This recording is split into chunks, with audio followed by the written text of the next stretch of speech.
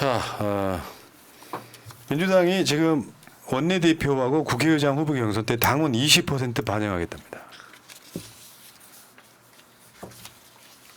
이거. 아까 제가 보여드린 당원 당규 개정 시한 검토.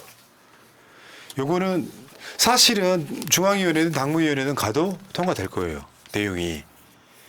반대할 명분이 사실 없고요. 이게 21대 민주당 구성이랑은 또 달라요. 이 분위기 속에서 소위 추미애 파동, 우원식 파동이라고 해야 되나? 그 파동 때문에 당원들이 막 뿔나 있는 상태에서 이재명 대표가 당원들한테 2만 명 탈당했어 이야기하면 당원들 돌아오세요의 목적보다는 민주당 당선자들한테 하는 이야기거든요. 그렇죠. 당신들의 선택이 2만 명 탈당하게 만들었다. 당원들이 지켜보고 있다. 지켜보고 있다 이 이야기거든요. 그러니까 지금 원내대표 국회의장 후보 경선에 지금 제일 알려졌던 거는 김민석 의원이 말했던 10% 반영하자. 10% 반영하면 170석이면 17석의 효과가 있다. 이것도 어마어마하다. 그렇죠. 근데 옛날에 혁신위원장 하던 사람이 있어요. 장경태. 그렇죠. 장경태 의원이 한 게 20%. 이게 받아들여진 거라고 보고 그렇죠. 이건 바뀔 가능성이 없어 보이는데.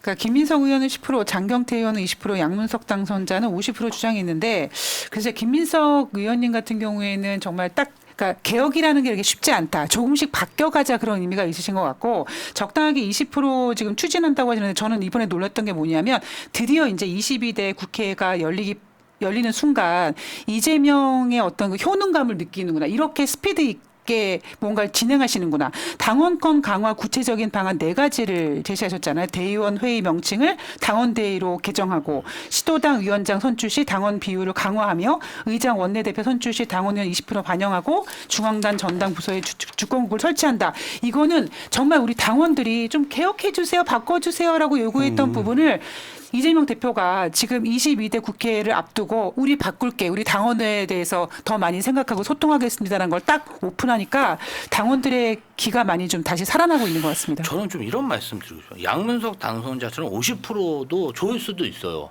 그런데 우리가 처음 제도를 시행하다 보면 약간 좀 시행을 한번 해보고 시행착오를 좀 보고 이렇게 할 필요도 있거든요. 개혁이 사실은 쉽지가 뭔가 않죠. 좀 준비 없이 어떤 시범 사업을 안 하고 하면은 오히려 역풍에 맞는 경우들이 그렇죠. 많아요. 그래서 저는 뭐 적절한 수치라고 생각합니다. 20%가. 그러니까 이게 그러니까 50% 반영하자는 게 양문석 의원의 주장이기도 했었는데요. 이런 건 있어요. 개혁이라는 게 무서운 게 김영삼식으로 하나의 해체, 금융 10년제 전격적으로 한다. 이것도 가능하지만 한편으로 따지면은 지금은 그렇게 하는 개혁은 좀 힘들어요. 그렇죠. 이재명 대표가 대통령이 되면 예를 들면 금융 실명에 비슷한 뭐 이런 거는 할 수도 있겠지만 그거는 전 국민적인 지지가 있을 때 가능한 거고. 네, 맞습니다. 민주당 내에서 이제 이런 게 있단 말이에요. 계속 저쪽에서는 자기들 편리한 것대로 미국의 예를 가져봐요.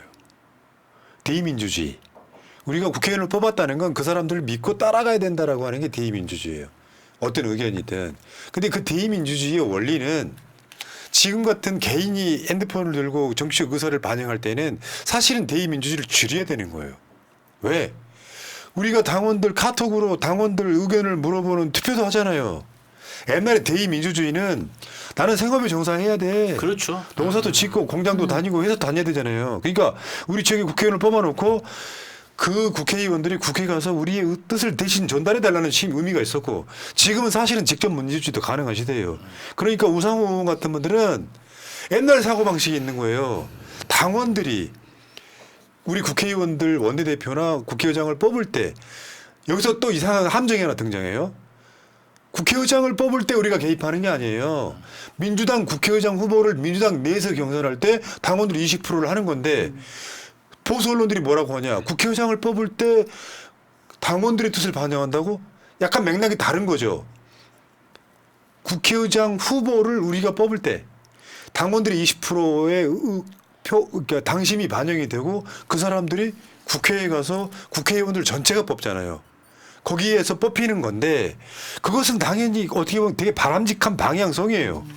그런데도 이것이 무슨 뭐 뭐 국회에 무슨 뭐 당신이 개입하면 되겠냐, 강성당원에 휘둘릴 우려가 있다, 이런 방식으로 선동하면 안 된다는 거죠.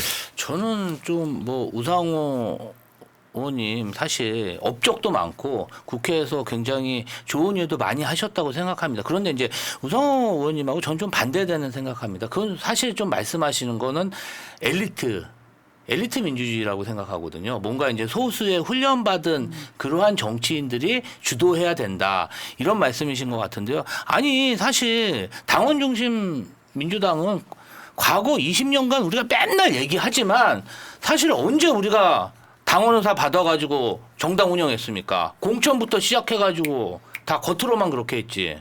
그래서 저는 이번에 한번 시도를 해볼 만하다. 해보고 맞죠. 문제가 생기면 또 보완하면 되죠. 그러니까 당원들은 국민의힘에도 없는 대의원제 왜 있냐, 당장 폐지해라.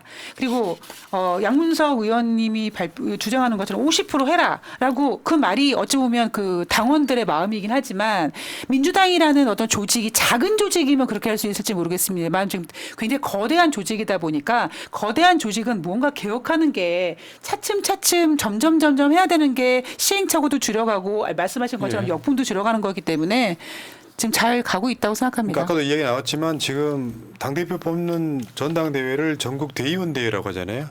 이름 바꾸겠다는 거야. 전국 당원대회로. 당원대회로. 예. 진작 바꿨어야죠. 그렇죠. 예.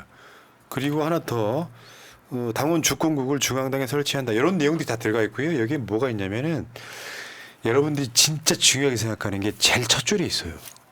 당대표 및 최고위원회 대선 출마 시 사퇴 시한 미비 규정 정비. 요거는 윤석열 탄핵에 대비하는 있어. 준비됐네. 윤석열 탄핵에 대비하는 내용이. 이 있잖아요. 이낙연이 그거 당원 당규 교체했던 거잖아요. 대선으로 나갈 사람이 당대표를 사퇴하는 경우. 왜냐하면 보통 대선은 대선 주자들이 있고 당은 그거 관리해 주잖아요. 그렇죠. 그래서 출마를 못하게 돼 있는 거를 규정을 바꾸는 것도 포함되어 있습니다. 조중동 같은 데서 난리를 치겠지. 이런 것도 있고, 부정부패 연루자에 대한 자동 직무정지 폐지, 이것도 있고요. 우리 당 귀책 사유로 재보궐 유발 시 무공천 규정 폐지. 그때그때 알아서 하겠다는 겁니다. 그 결선 투표 실시 방법이 또 명문화되고요. 선호 투표 실시 방법이 또 명문화되고요. 여기 굉장히 많은 안들이 있는데 여기에서 지금 이게 원내대표하고 국회의장 경선 관련해서는 민주당 당원들의 의사가 20% 반영된다. 이거는 저는 숫자가 일부 변경될 수 있는데 이건 바뀔 가능성은 없어 보이고 국민의힘이 되게 부러워할 만한 지점이에요. 우리는 대의원 재폐지 못했잖아요. 그쪽은 그렇게 하고 있는 거고. 이런 상황이 아닌가 싶고, 그리고 좀 짧게 이야기할 게 지구당 부활법. 아까 한동훈 이야기할 때 했었잖아요. 지구당 부활법. 여러분 가면 지역위원회라고 있기는 해. 근데 그게 무슨 지원금이 나와서 유지하는 게 아니라 다른 여러 가지 다른 명분으로 유지를 하는 거예요. 원래 소위 말하면 지구당을 운영하는 게 불법이 됐어요. 이 시작점은 오세훈으로 올라갑니다. 지금 온라인에서 선거운동이 무제한하게끔 해주는 거. 우리가 선거가 당일날에도 선거운동이 가능해요. 온라인에서는. 온라인 선거운동이 가능한 이유는 정치자금 덜 들게 하겠다는 거거든요. 그래서 지구당을 그 당시에 폐지한 거예요. 근데 지구당을 폐지했더니 뭐가 생기느냐. 지금 정치참여 현실화 활성화 3법인데요. 정당법, 정치자금법, 공직선거법에 해당되는 겁니다. 지구당을 설치하고 지구당 후원회를 설치하고 상근자 1명을 배치할 수 있고 연간 모금 한도액은 5천만 원. 지구당 유지하는 데 돈이 엄청 많이 들어갔거든요. 문제는 어떻게 되냐면 이게 한동훈이도 찬성한 이유가 있습니다. 전당대회 나가면 지구당, 그러니까 그쪽에 당협위원장도 펴거든요. 근데 이재명 대표가 그런 마인드에서 그런 게 아니라 영남 지역 같은 경우는 지구당이 없으면은 그 모든 사람들이 아름아름 돈을 내거나 지역위원장이 사비를 써야 돼요. 지역위원회 사무실이 있으면 연간 저게 지금 엄청 하향시킨 거거든요. 원래는 2억 원이었다고 네. 하죠. 5천만 원 정도 내에서는 모금을 할 수가 있어요. 그러면 원외 지역위원장들도 정치 활동이 조금 더 부드러워지겠죠. 그렇죠. 근데 국민의힘도 찬성하고 있어. 이건 당연히 이거 통과가 돼야 되는데 혹시 저쪽에 또 민주당에 또 반대하려나? 이게 사실은 좀 국회의원들은 이제 그 경쟁자한테 사무실을 차려주는 거랑 매한가지 법이잖아요. 그래서 겉으로는 반대를 안 하지만 속으로는 잘 진척이 안 되는 경향이 좀 있긴 합니다. 5천만 원이면 한 달에 한 400 좀 넘거든요. 모금할 수 있다. 뭐 이렇게 해서 이제 이거는 뭐 옛날에 구태 뭐 이 기득권 부활 이런 게 아니라 해보니 법 바꿔야 돼요. 사실은 저는 이건 좀 했으면 좋겠어요. 왜 그러냐면 그 우리 노회찬 의원님도 사실은 어떤 원외 생활 할 때 이렇게 정치 자금을 이렇게 후원받지 못하는 구조에서 좀 안타까운 일이 있었거든요. 그래서 양성하는 측면에서 할만하다 그렇게 생각하고 있습니다. 알겠습니다. 자, 지금 우원식 국회의장이 이제 아직 뽑히진 않았어요. 국회의장 후보입니다. 6월 5일 날 5일 날 선출을 하게 되는데 상임위원장 배분은 6월 중에 끝내야 된다. 지금 박찬대 원내대표의 일성은 6월 7일입니다. 그게 법정 기한이에요. 개원일이 30일이면 6월 7일까지는 원구성을 해야 되는 게 근데 그 구속력은 없어. 우원식 의장은 오히려 더 뒤로 미루는 느낌이 있죠. 어쨌건 간에 저는 이왕 우원식 의원이 됐으면 지금부터는 잘 하라고 밀어주는 게 맞을 것 같습니다. 그렇죠. 방법이 없는 거예요. 그리고 우원식 의원도 못할 사람은 아니고 여기 이제 그 논란이 이제 끝나야 된다고 생각합니다. 자, 여기까지.